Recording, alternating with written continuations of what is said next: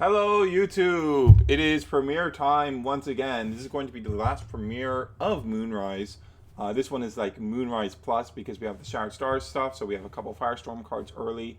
I am personally not super worried about those cards. Fire on its meaning that more people will be on fire is a bit scary because fire players love to manifest Lavalith, Kineo strong card, an Eruption strong card, but like that deck overall I don't feel is like notably stronger than the current Fire and Axis variants we have. It has all the same flaws. So I'm from the way I'm talking about that, you can probably tell I am not playing the new Fire Artifact stuff. If you watched the last one, it's probably pretty obvious what I'm playing. I'm basically playing the list I played last time, except the Penterror stuff is in the main, and the Torn Agent stuff has been completely taken out. I love Torn Agent. I think Torn Agent's really strong. But the lack of good cards that foretell to help enable Winjin, in addition to how well Hydrake matches up into the current format, because it matches up really well into Werepup and it matches up really well into Argo. It's just like, this just feels like the correct call this format. Like, I think the Wind package is really strong. It gives you access to some of the best tools in the game for where we are at this exact moment. So I want to be on that, and like the Penterror stuff is just so good. Today we have 119 players. Signups have closed, so that is the final number. Barring any drops. 119, right? It might be a bit lower. Oh, that is the April 26th. That is not the one we're looking for. Here we are. Yeah, 119 players. We might have some drops, so it could end up a bit lower than that. Oh, it looks like they've actually renamed championship points, by the way. they saw everyone going, can we have it something that doesn't short into CP? They're like, yeah, sure. So it's now QP. What does that stand for?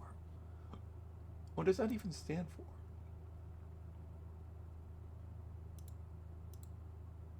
I'm not sure what that stands for.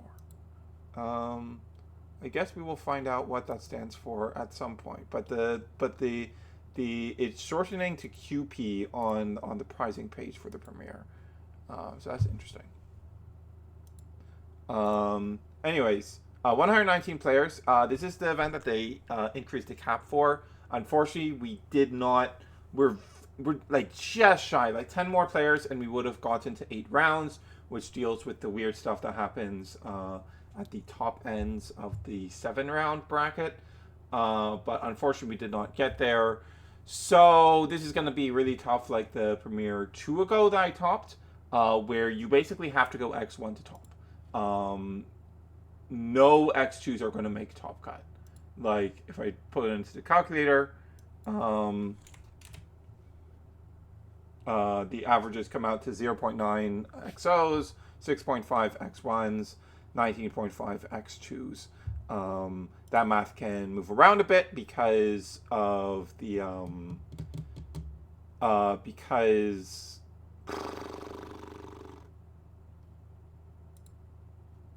because of the round 1 drops that tend to happen in these tournaments because of people entering for the prizing and then dipping, but not likely very much.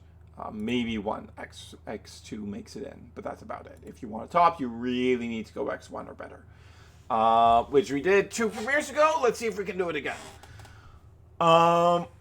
Other than that, the thing I'm really excited about this time is that because of the introduction of the championship points, or whatever they're being called now, that it begins with a Q. I don't know what that is. I think it might just be qualification points now. Who cares? Whatever it is. But I have had a tendency to bubble out of top 16, which means I wouldn't get any prizing. So the addition of the top 32 qualification point prizing means that I will get something if I bubble out of the top 16 prizing. I will get something, and that makes me a lot more really happy. Like, it means, like, the fact that I will get something for that means a lot to me. A decent number of X3s will get it as well. If I plug it into the good old Top Cut calculator, all the X2s will make it, and about 5 of the X3s will make it. And there will be around 32 total X3s. Though the X3s and X2 count is like what really gets altered by the round 1 drops. So we'll see what that number actually ends up being at the end of the tournament. But with that said, I'll get into the deck profile, and then I'll see you in my rounds. Alright, here's the main deck that we're rocking up with today. One thing you'll notice is I'm no longer on the Poison Tunic I was on before in my Argo package. I've been testing with that at locals constantly over the last few weeks. I just don't like it well enough. But yeah, so like the basic concept of this deck is that through playing Tornadian, I came to the conclusions of the Thunder Solar Heal package is one of the best things you can be doing in the game right now. But also that the wind like position modulation and stat modulation stuff is extremely strong, and I want to be on it. Some of that stuff is in the side for this build because of space in the main. We have a 2-2 split of Calf Metal Quackle. We have extra copies in the sideboard so we can modulate this based on what we're seeing. If we're seeing Specteris, we can go heavier into the Quackles. If we're seeing Spoiled Fruit, we can go heavier into the Calf Metals. Makes us very adjustable in that way. And we've got the Specteris in here as well. Specteris is very good into like Foamy and Galaxy and all that good stuff, as well as opposing Calf Metals. I did manage to squeeze the Spirit Space to fit the Earthquake back in, which I did not have space for in the previous build, but barely managed to fit it in this time. It will not be quite as scary to run into that fuck-ass Pharaohgeist Reanimator deck that went X2 last time, I'll remind you. A good player should be able to handle that pretty well because if you recognize what it is, games 2 and 3, you can just go, okay, I'm going to hard mulligan for the answers to this, and I'll probably be fine. And also you can side in the boom bats that almost everyone has in their sideboard anyways. But it is still a very scary thing to be facing down. So I'm very glad I'm able to fit in the Earthquake again. Couldn't quite fit the Resting. Resting is like quite bad in a lot of scenarios currently, but I do have it in the sideboard for the scenarios where it is good. And yeah, the Penterror stuff is just really, really strong right now. Like, I've been consistently impressed by it every time I've tested it. Penterror is like generally strong, but specifically into this format, it's really nice because, okay, your opponent goes Werepup, searches Full Moon, sets it. Right. So normally what you would do is you would run out something, you attempt to swing over the Werepup because you need to force out the Full Moon. They go Full Moon, your attack gets blanked, and then it's like, okay,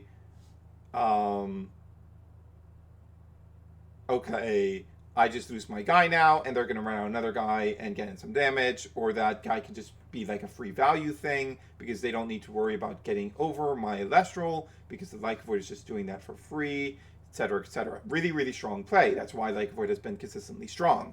If I'm running out Hydrake instead, it does very much limit their options, because while Twindra does not immediately threaten the Lyca Void, they can't just run out anything because the Lyca Void won't get rid of the body on my board. It'll just turn it into a Twindra.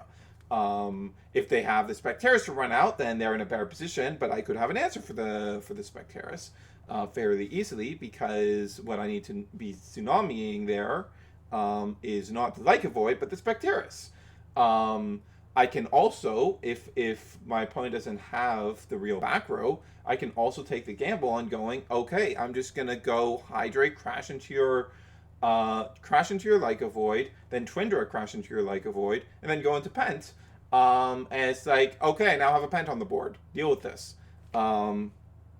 Similarly, for very similar reasons, your opponent doesn't really want to Argo you when you swing in with a Hydrake, because it's just converting. It's not clearing your board and giving them board advantage the way that Argo typically would. It is instead just going, okay, your 4/1 body now becomes a 5/4, and if I beat over this on my turn, unless I suppress it, it is going to turn to a 15/8. And it makes Argo, which is already very expensive to do, a much less profitable proposition. Especially if it's like a utility guy with 2 attack, like Ash Rabbit or Crackle, and they need to do the necklace version to do it, because keeping that Elestral big enough that I can beat over the Twindra requires them to still have it on board in the battle phase, and thus likely still there in the end phase, and thus forcing them to pay the tax. So because of these reasons, Hydrate just matches up very well in 2 of the most powerful plays in the current format. And that's why I think it's really, really good right now. Yeah. Unfortunately, as a former Rhinosec player, I don't think I'll run into the same issue that Ari did, because I know that deck's weaknesses inside and out. Of course, we do have like other counter runes that we can bring in the side. We'll get into that with the sideboard. We do have the 3 Gorgons, 3 Argo, then 2 PTH, 2 Shield, 2 Tsunami. Versatile counter rune lineup, but is pretty battle phase centric with the 3 Argo and 2 Shields. But we can adjust that in the sideboard as the needs arise. So let's move on. All right, this here is our Spirit deck. We have 5 Wind, 5 Thunder, 3 Water, 3 Solar, 2 Earth, 2 Lunar. 5 of both the heal packages and 5 of Wind. The one thing with the 5 Wind is that this is just one short of having enough to threaten properly enchanted Penterror. But that so rarely comes up anyways that I really don't feel the need to be having the capacity to do that. 5 Wind is enough otherwise, even post side with some of the extra wind stuff we have in the sideboard. And otherwise, like, this is everything we need. We're not on Arcolith, so like, as I've talked about in my Lestria deck profiles, if you've watched that, I don't feel the need for the 6 Thunder. 3 Water is enough for we just have the Eddies and the Tsunamis. 3 Solar, 2 Lunar is all we need for the Calf Melon Spectaris package. And then the 2 Earth to enable Earthquake. We do not have enough space for the 3rd Earth Spirit that you would want to run Scythe, but that's fine. We're just fine on the 2 necklace.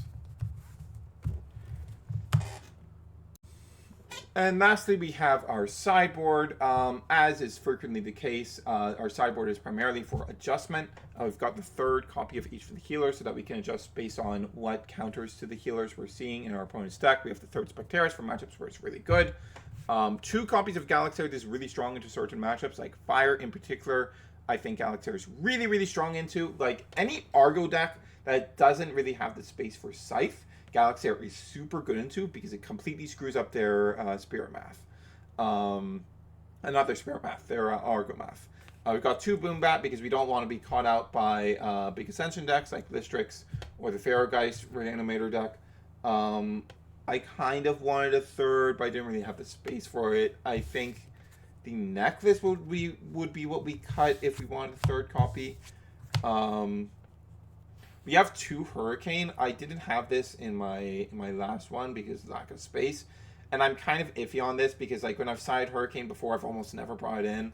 And I am like one of Hurricane's greatest doubters. The card never feels that great to me, even when I'm using it in a deck with the big blowouts. But we do have the biggest blowout in the deck. And sometimes you run into a matchup where, like, okay, like, I did run into a lot of rogue stuff in the last premiere that I would have liked to have access to Hurricane for.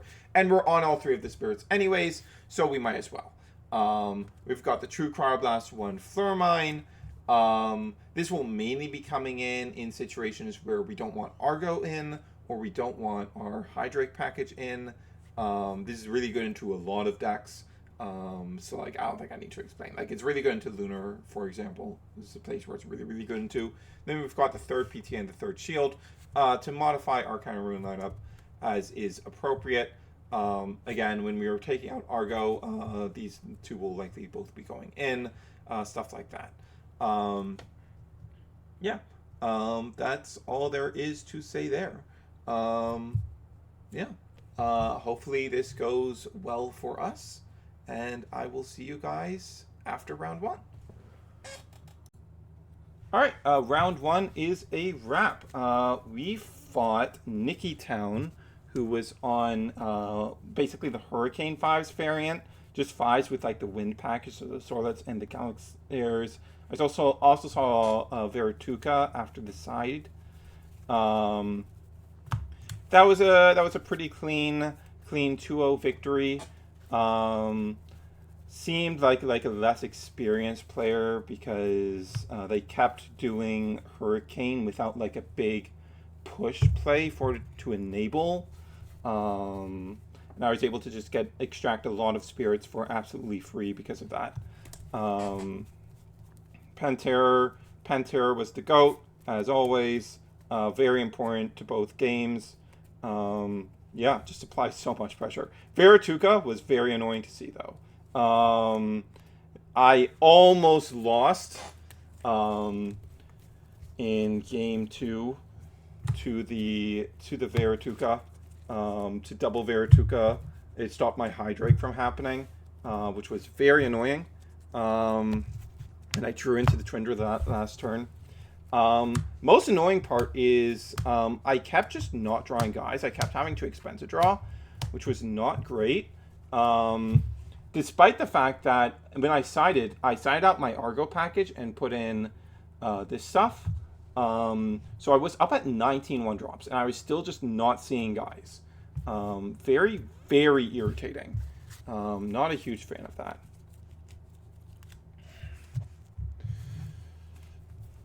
I did almost get Hurricane for my life savings because, like, in game 2, I had 3 set. They went Hurricane. I'm like, okay, I still have a bunch of back row in my hand because we've been expecting to draw a bunch of turns going back and forth because we're not trying guys. And then I go, okay, he's not going to Hurricane me again. He's down to like 6 spirits. I'm going to set 3. He Hurricanes me again. If I'd kept one of those back, I was like never in danger of losing, but I didn't, so I was in danger of losing, which was very annoying. Not ideal, but we got there in the end. Where's my Argo stuff? Here's my Argo stuff. Get back in the deck, my beautiful Argo package. Easy enough round 1. Hopefully we can keep this going and go X1, but the actual goal is to hit the top 32. That is the bare minimum we want to be hitting today. All right, round 2 is a wrap. I was up against Stellar Kristoff for my round 2. Kristoff was on a classic deck from Daybreak, Thunder, Wind, Burn, with Toxiswarms and Toxion's. I was able to hold my Hydrake package completely back in game 1. Was just able to establish a big board because of Argo Swing advantage and my healers, and just run away with the game.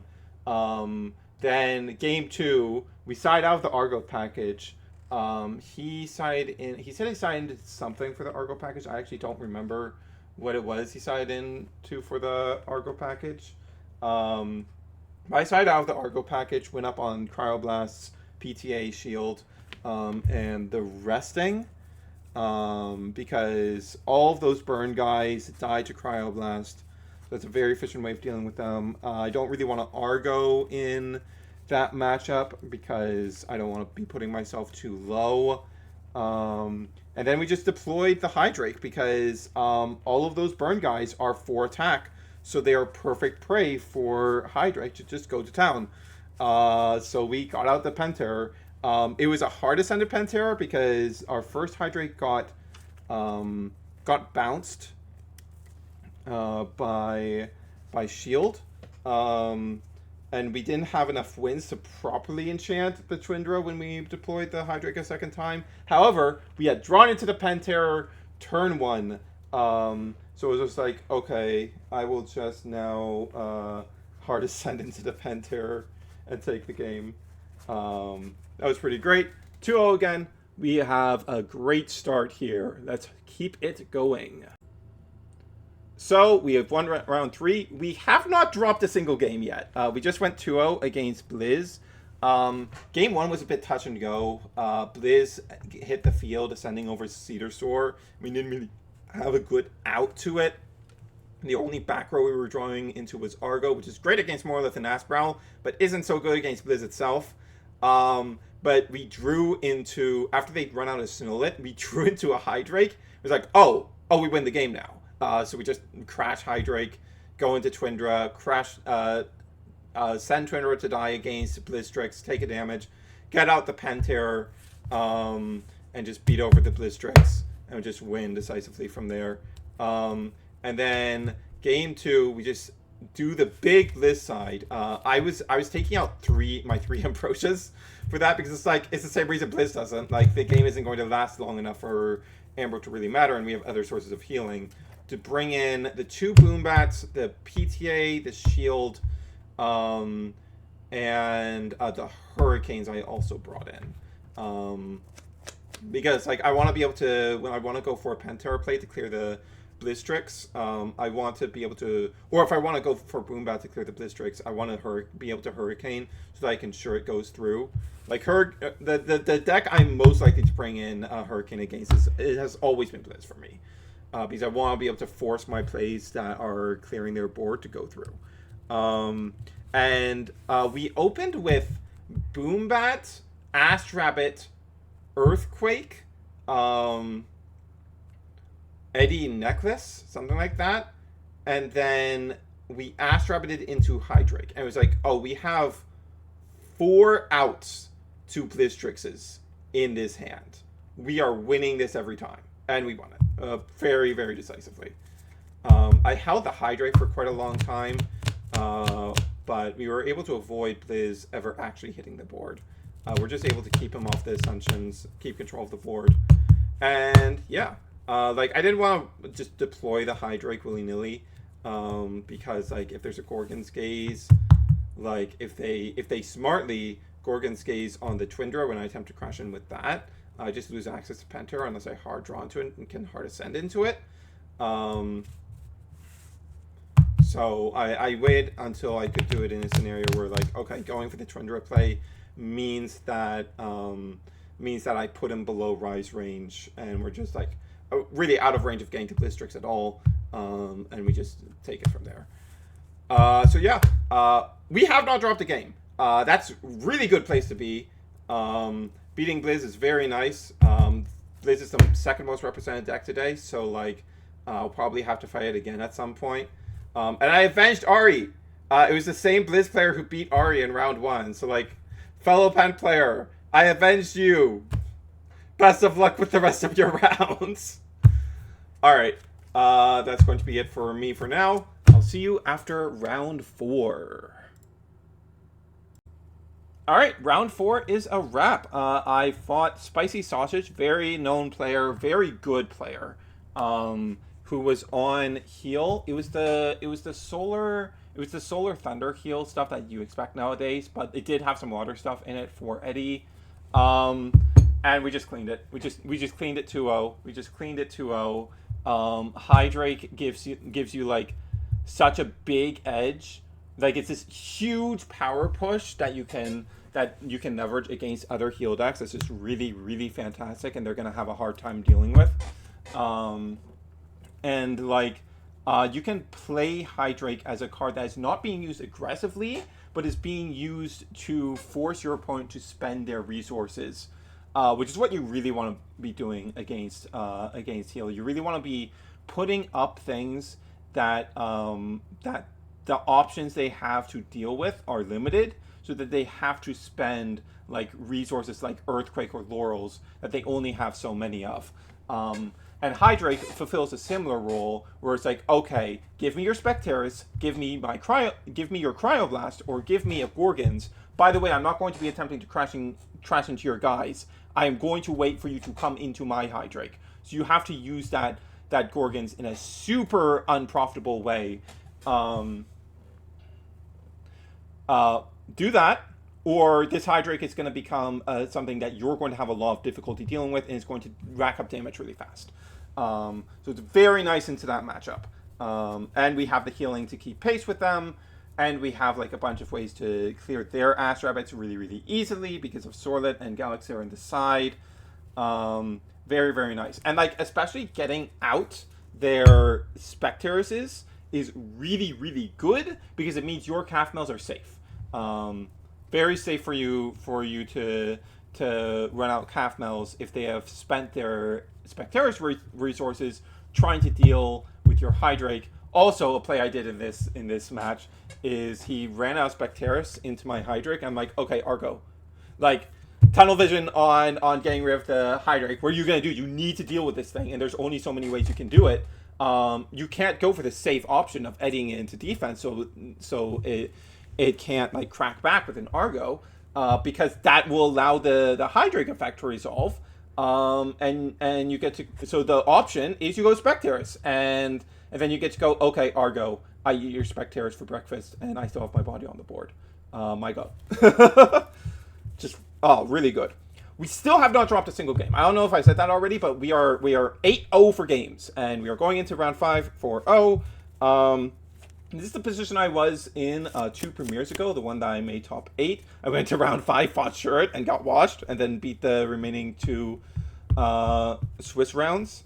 So let's hope this is a good omen, and we can get into that top 8. That would be sick. I think this late, as long as I win one of my remaining 3 games, 3 matches, I should be a lock for the top 16 prizing, which means I get my second top 16 carry off. Very, very nice. We took out the Tsunamis because it's not super great into that matchup. No, we didn't bring in the third Calf-Mill. I think we brought in the third Quackle. Not that we saw it. Shout out to not seeing rabbits, by the way. We just did not see rabbits at all in those games, which is annoying because like you really want to like put a defense position as rabbit and force them to spend resources into it. That's one of the best things you can be doing against that deck. It was, we took out the 2 Tsunami for a third Quackle and a third PTA is what we did. Yeah. Okay. All right. Run's going great. Let's see how we do in round 5. All right. We won round 5. We are 5-0. This should guarantee us top 16, even if we flub out the next 2 rounds. And we just need to win one of the next 2, and we'll get into top 8, which is really sick. This deck feels so good, man. I fought Perky this round, who is one of the members of the Penthouse. They were on Windy 5s. Round 1, game 1, I mostly lost to misplays, my own misplays. First time I've actually dropped a game. I have dropped a game now. We are not flawless on games anymore. But game 1, I spent out my Thunders way too quickly, and I just kept drawing into Thunder cards.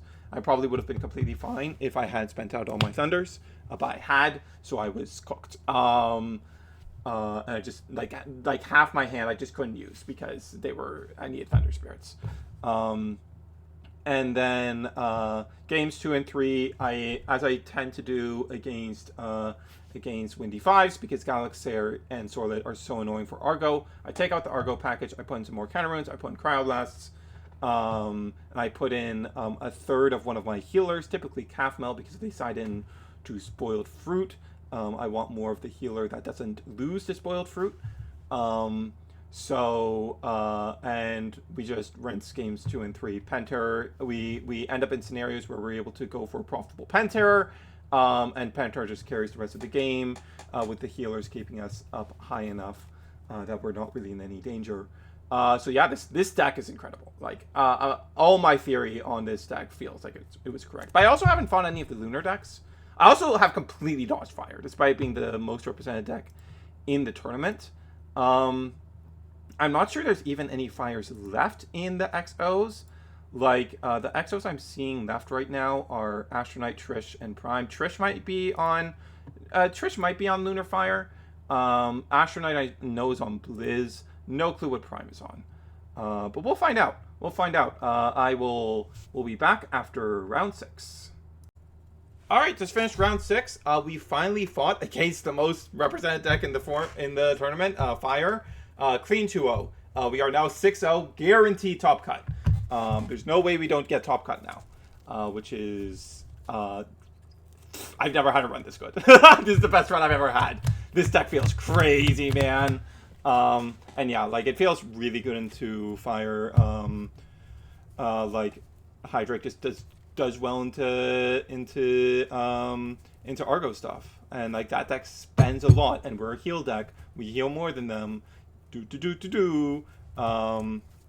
A lot of our sideboard is stuff that we are bringing in specifically for fire.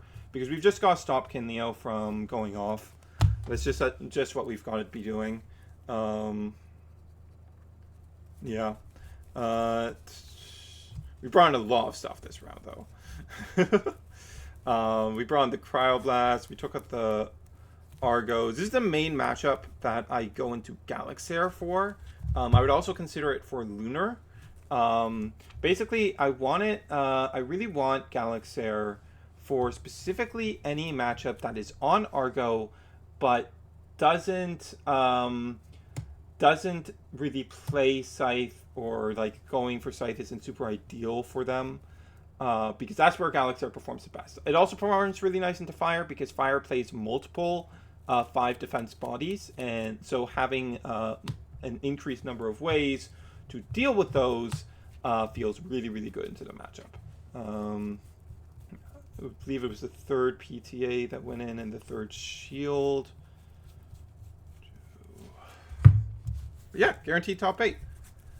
Very, very excited. I hope we can break our top 8 curse today, because we have never gotten past top 8. And I would like for that to change today. Alright, I'll see you guys after the next round. Alright, that one did not matter at all, because, like, I just threw because, like, I just wanted to relax. but the thing is, both me and Trish are on Penterror. Trish is on a version with Rare Pup, and I'm, of course, on the heal stuff, but we're both on Pent. The 2 undefeateds going into round 7, we're both Penterror. This owns Pent Best Deck, Pent Best Deck. Alright. We're guaranteed top 8 because we're X1. See you in top 8.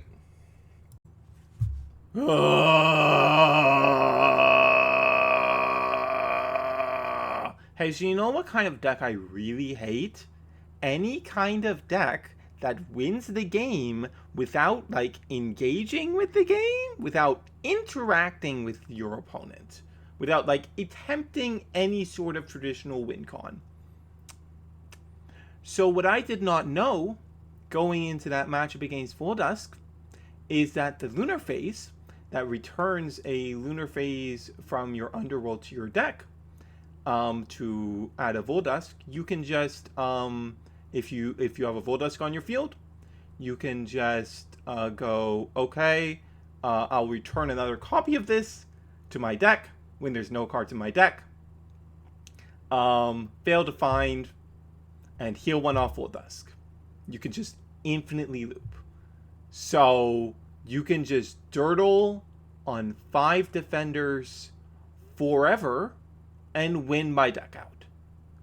I really hate that that exists. I really despise that that's allowed to exist. Definitely some element of salt here. But because I did not realize that, I did not scoop game 1 when I should have, to save time, which is another thing I really, really, really hate having to do. And then game 2 went to time, and I didn't see, like, any of my sideboard cards early enough. I sided in like 12 cards, so I lost the time. Like, because we sided in like Hurricane, Boombat, Cryoblast, and Galaxair. Galaxair on its own just, like, completely obliterates the strategy, because you can just Galaxair turn after turn after turn. They dirtle forever, so you don't even need to attack with the Galaxair and put it at risk of combat tricks. As far as I can tell, that deck really seems like it just folds to anything that can consistently field a 6 attacker. Like, it really seems like the win con is just, I'm going to turtle on 5 defenders forever. And, like, no shade to Bo for discovering the deck, but, like, I really hate that that's allowed to be a win con. That shouldn't exist. That's the worst kind of gameplay imaginable. That sucks.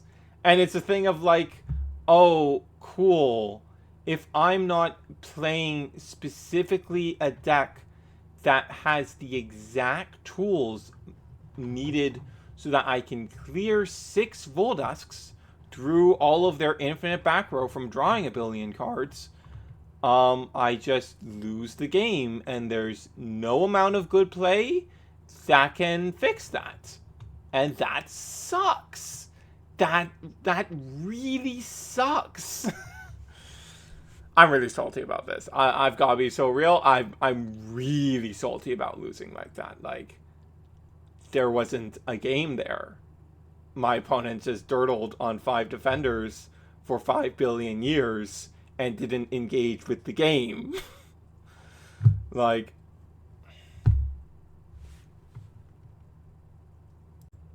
all right, to finish it off, here's the list again on Build Elestrals.